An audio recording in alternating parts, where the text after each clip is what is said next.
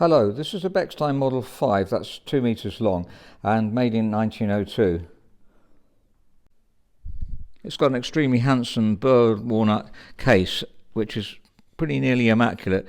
Not quite immaculate, but there's a few things that we're going to try to improve. For instance, on top here, if you can see it, there's slight crazing here. To improve that would be very difficult without repolishing the whole piano. I think if we repolish that bit, it may not match in with the rest of the polish. I'm just trying to show you all the defects so that if you're interested in the piano and can't come and see the piano, then I can assure you you've seen everything that might be defective. But the walnut is quite superb. It's unusual to get burr walnut Bechstein. There are some, but they're normally rosewood of this period. Now this is actually quite a late Model 5. It's almost where the switchover came in 1902, so it's almost a Model B. But you can see it's a Model 5, by the way, because it has a fishtail here. The Model B doesn't have that, so it was redesigned without that fishtail. We call it fishtail because it's square at both at the 2 points at the back. In the trade, it's called fishtail. If you look at the veneer here, it's quite stunning.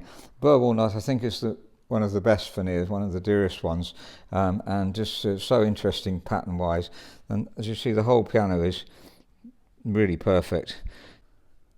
It's quite a find, really. I don't remember the last burr walnut Bechstein that we've had in stock, but you can see the colour is very well matched. It's not faded at all. I think it was restored in about 1980, 1985. If we close the piano, you can see how integral the colour is. Just a very slight hint of fading of the back where the top lid was folded back, as we've shown many times before. But really, our polisher's already tried making good, and we'll see if we can do even better. But I think it's quite stunning as it is, and it's French polish. It's beautifully done. The reason I'm supposing it was done in the 80s, between 1980 and 1985, is because the ivories are one-piece ivory, and so they would have been replaced when it was restored, because normally there would be a line here, two-piece ivory, if it was the originals. These have been replaced. And also the string colour, that tends to indicate when it was done.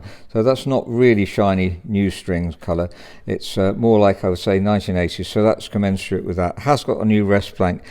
Tuning pins are extremely tight. We've tuned the piano, and it's as tight as a new piano.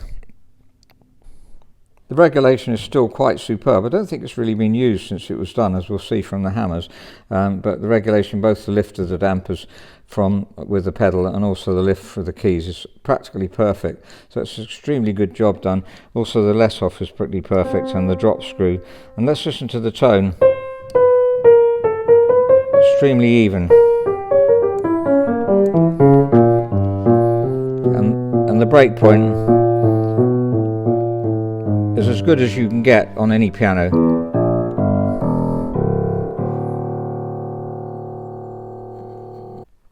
The action's in perfect condition. The hinges here are tight, not too tight, just the right tightness. We check them like that. There's no sideways play in them. The rollers are pretty much 100%, and the hammers too. In fact, you can't really see any indentation of the strings at all on the hammers. And it may have been slightly refaced at some stage. That might be the reason. But they are recovered hammers, and they're perfect, and they sound beautiful, as good as you could possibly get them, really. So in summary, the piano's been extremely well restored. We did a slight pitch raise to A4 2.5, allowing it to drop back down to concert pitch. That's what we normally do. Tuning pins are very tight. That's so important as new rest plank. There's a few bits of work here. So the pitch raising and tune we've done, lubricating balance rail and rollers we mentioned before, and in other videos, and buffing the keys. The keys are very slightly not shiny, so if you buff them they won't attract any dirt, but they're not bad at all. We're just trying to refine it, make it perfect. The key weighting is not bad either. Once it's lubricated, I think that'll be almost perfect, and we might need to just reweigh one or two of them, but nearly perfect. And very low pedals, I didn't mention that. They're so low that you could easily put caster cups under. The Bechstein pedals very often are the very best, 4 centimetres from the floor. 7 is normal for a modern piano. So if you're a tall person, you wouldn't be able to put caster cups under if they were any taller or much taller. 61 legroom is on this piano is about right, normal for a grand. So you could put 1-inch caster cups under and get an extra legroom if you need it.